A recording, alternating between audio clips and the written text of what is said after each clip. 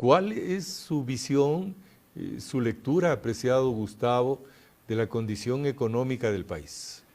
Ni tan optimista como lo manifiesta el actual ministro de Economía y Finanzas, ni tan pesimista como lo han planteado algunos sectores de la oposición al gobierno. El Producto Interno Bruto, que es, como usted sabe, el que mide el desenvolvimiento general de la economía de un país, en las proyecciones del propio Banco Central está alrededor del 1%.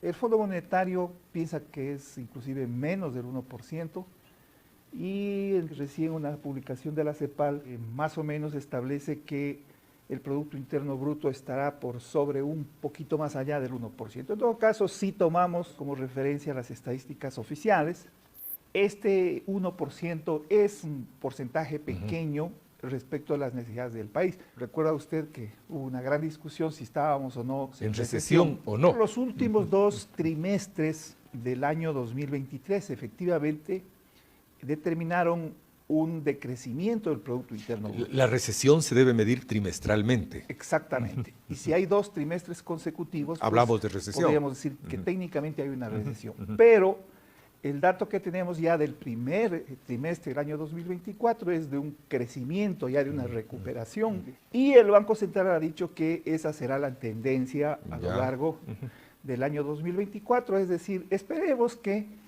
por lo menos sea el 1%.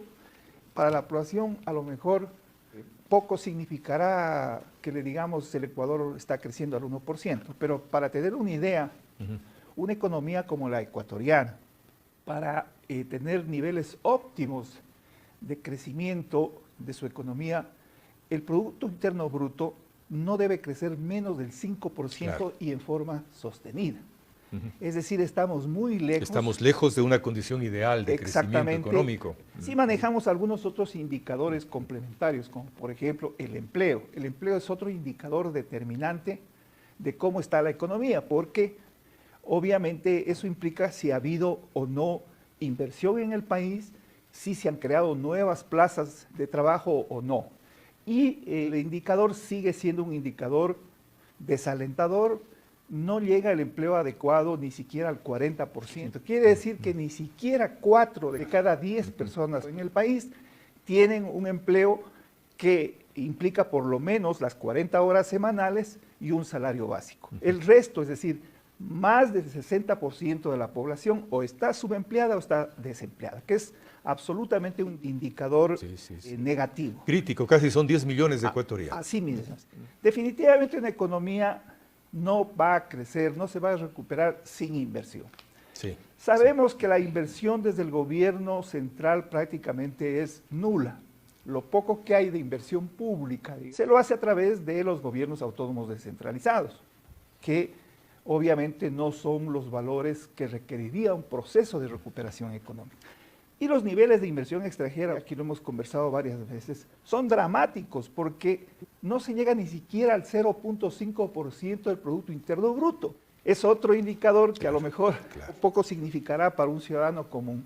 Pero para tener una idea, la inversión extranjera directa en el Ecuador no llega a los 500 millones de dólares en el año.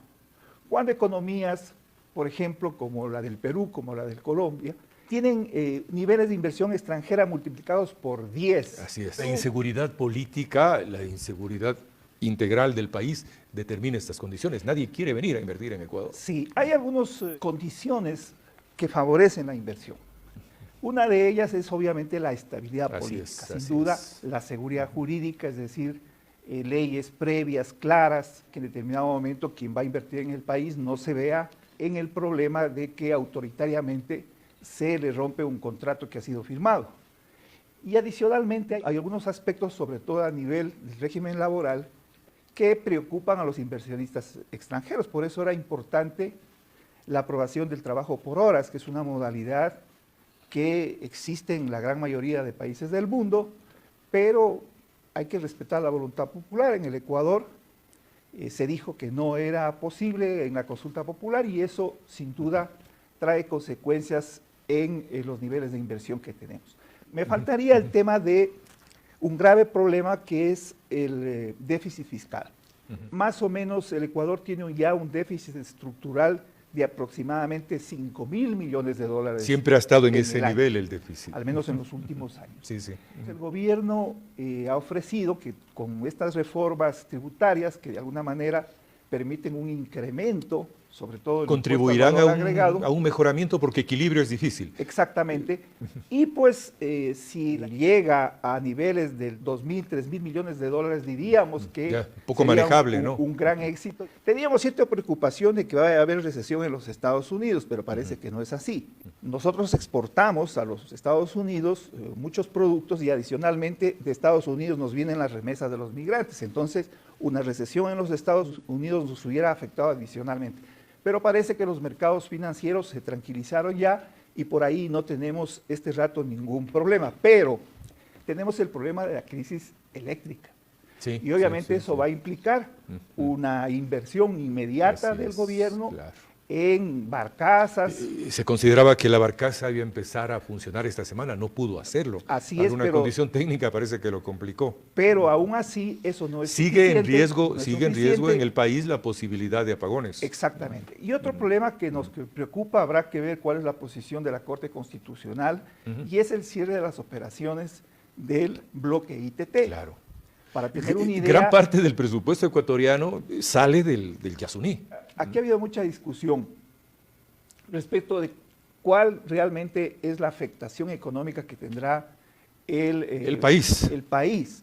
Lo último que revisé del estudio del reconocido economista Carrera, del Observatorio de la Política Fiscal, él estima que se dejará de percibir 1.000 millones netos. Netos, es decir, reducido el costo. Obviamente todo no va al presupuesto general del Estado, sino también queda en Petroecuador y en las empresas que están a cargo de la explotación. 1.000 millones es mucho más ingreso que el que recibe el Estado ecuatoriano por el incremento del IVA. Así mismo es, o al menos podríamos decir... Es un poco más. Podríamos decir que más o menos ese sería... Unos 200 millones más. Ese sería el valor. Es más o menos como decir todo lo que se ha intentado... Y equilibrar mediante IVA se desequilibra con esto. El sacrificio que ha implicado el impuesto al valor agregado se vería pues prácticamente disminuido por el cierre del ITT.